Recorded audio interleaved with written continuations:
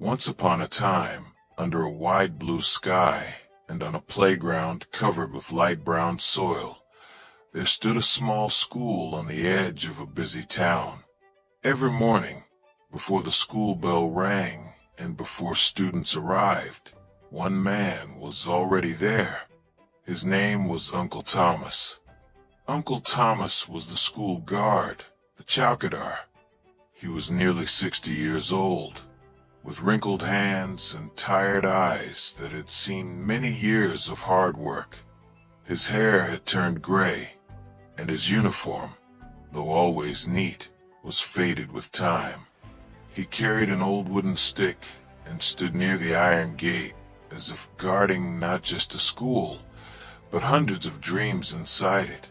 To most people, he was just a guard, but for the school, he was its silent protector. Every day, before the sun fully rose into the clear blue sky, Uncle Thomas unlocked the school gate.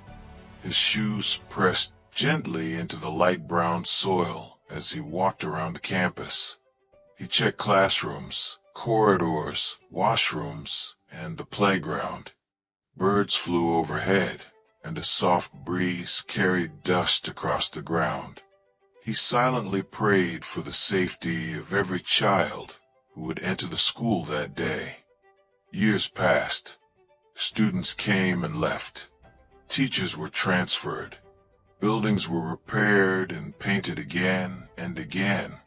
But Uncle Thomas remained the same, loyal, quiet, and mostly unnoticed. During PE periods, the school ground came alive with laughter and noise. Students ran, jumped, and played, raising clouds of light brown dust into the air. Above them, the blue sky stood calm and endless. From a distance, Uncle Thomas watched carefully. His eyes followed every child, every fall, every victory. If someone got injured, he brought water. If someone cried, he called teacher. If danger came near the gate, he stood firm without fear. Yet very few students ever spoke to him. One hot afternoon, the sun burned fiercely above the blue sky. The PE class had ended, and students rested under a tree, wiping sweat from their faces. Uncle Thomas stood near the gate, sweat running down his forehead. His lips were dry, and his hands trembled slightly as he leaned on his stick. That day I noticed him. I was an ordinary student, nothing special. As I drank water from my bottle, I saw Uncle Thomas looking towards us, not with complaint, not with demand, but with silent tiredness. Without thinking much, I stood up.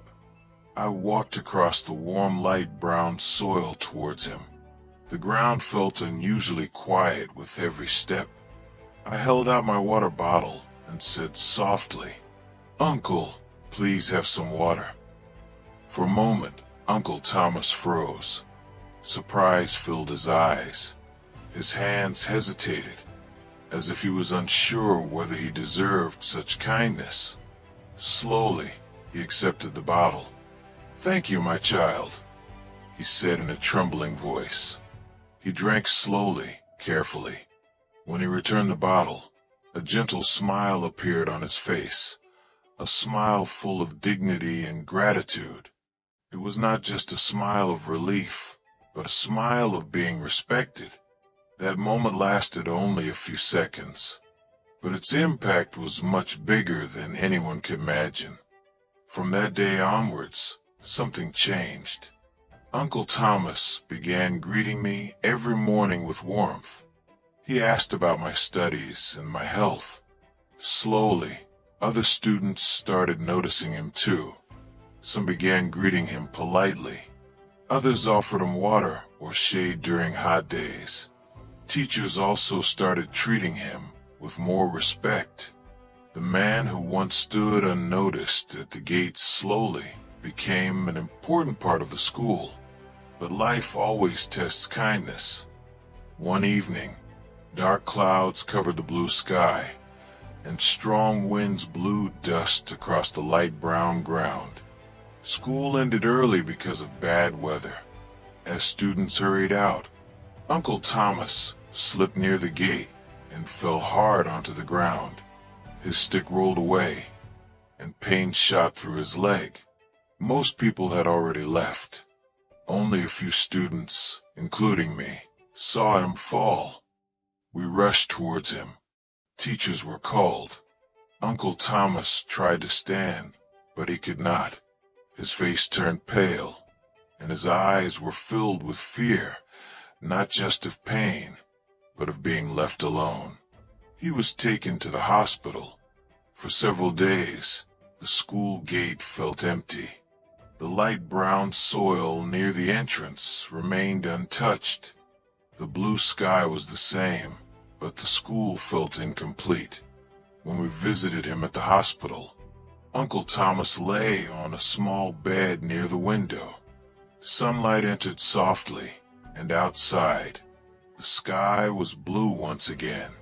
When he saw us, tears filled his eyes. "No one has ever visited me like this before," he said quietly. Those words touched our hearts deeply. Students collected money to help him. Teachers arranged medical support. The principal visited him personally. For the first time in his life, Uncle Thomas felt valued and respected. Weeks later, he returned to school with a walking stick and slow steps. His shoes touched the familiar light brown soil once again. Students clapped. Teachers smiled. Uncle Thomas stood at the gate, looked up at the blue sky, and folded his hands with gratitude. "I only did my duty," he said softly, "but you all gave me respect. That means everything to me."